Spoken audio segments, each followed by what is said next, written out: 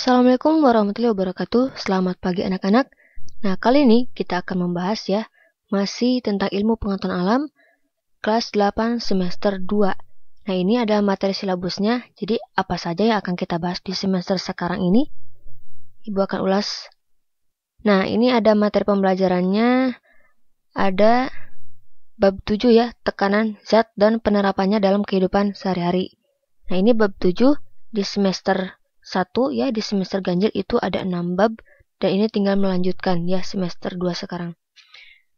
Nah, kemudian bab 8-nya itu sistem pernapasan manusia, bab 9-nya ada sistem ekskresi manusia, dan bab 10-nya ada getaran dan gelombang dalam kehidupan sehari-hari. Nah, kemudian ada bab 11, cahaya dan alat optik. Jadi ini ada 5 bab di semester 2. Baik, Ibu akan paparkan satu persatu. Nah, ini ada bab 7, tekanan zat dan penerapannya dalam kehidupan sehari-hari.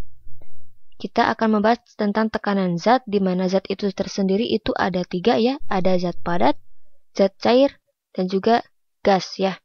Jadi 3 zat ini tuh mempunyai hal yang bisa kita lakukan tekanan ya. Kemudian ada aplikasi konsep tekanan zat dalam makhluk hidup. Nah, ada yang pertama itu pengangkutan air dan nutrisi pada tumbuhan. Jadi bagaimana caranya tumbuh itu mengangkut air ya. Bisa di dalam tanah juga itu dari lewat akar ya, kemudian nutrisinya juga.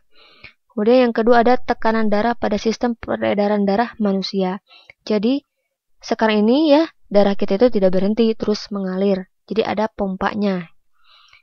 Kemudian ada tekanan gas pada proses pernapasan manusia. Jadi ketika kita menghirup udara, kemudian mengeluarkan udara, ya, menghirup oksigen, mengeluarkan karbon dioksida, itu ada proses di dalam tubuh kita, ya, mengalami tekanan gas, ya, yang ada di paru-paru kita. Kemudian di bab 8 itu ada sistem pernapasan manusia. Yang pertama ada struktur dan fungsi sistem pernapasan manusia. Ada organ pernapasan manusia, jadi organnya itu apa saja. Kemudian mekanismenya apa ya, jadi mekanisme pernapasan manusia. Jadi bagaimana cara kerja dari paru-paru kita, dari mulai menghirup oksigen dan juga mengeluarkan karbon dioksida. Jadi proses yang ada di dalam itu seperti apa. Misalnya ada frekuensi pernapasan dan keempat volume pernapasan. Jadi ketika kita menghirup udara pun itu ada volumenya ya, jadi tidak bisa terlalu banyak ya. Jadi ada kapasitasnya. Kemudian ada gangguan pada sistem pernapasan manusia dan upaya untuk mencegah atau menanggulanginya.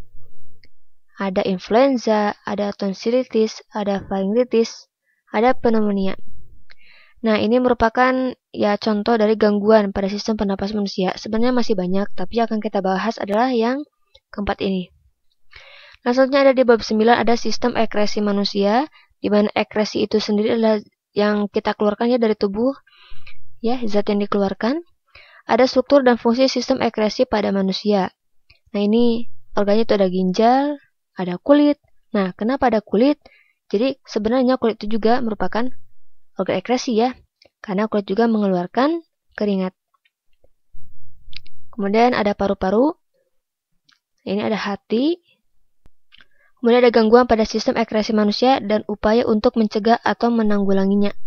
Ini ada beberapa gangguan sistem ekskresi seperti nefritis, batu ginjal. Nah, ini sebenarnya bukan batu yang masuk ke dalam tubuh kita ya, tapi cairan yang mengendap ya di ginjal tersebut, jadi sehingga mengkristal dan nantinya membatu.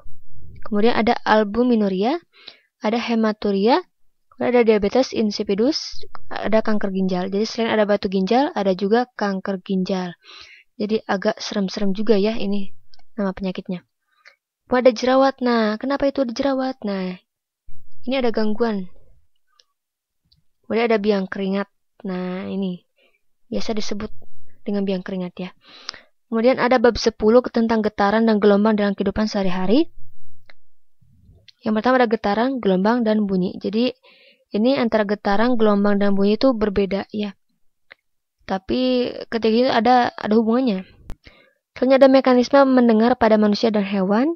Ada mekanisme pendengaran manusia. Jadi Bagaimana cara mekanisme pendengarannya dari mulai ada suaranya itu tertangkap oleh telinga, kemudian diproses, dan di dalam itu kan ada genang telinga juga ya.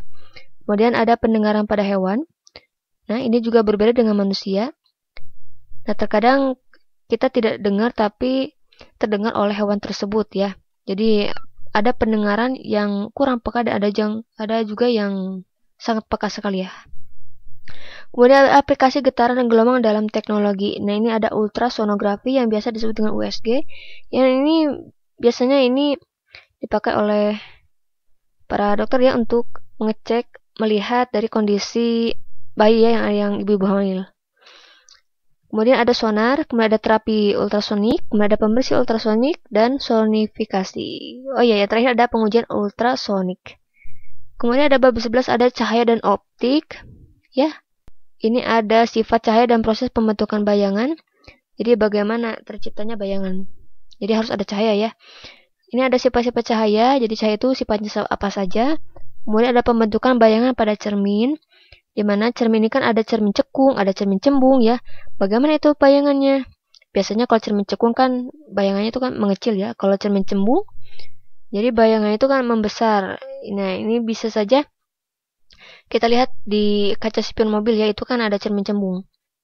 Kemudian ada lensa, ada indera. Nah, ini ada indera penglihatan manusia dan hewan.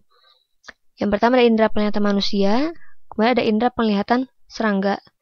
Ini juga berbeda ya.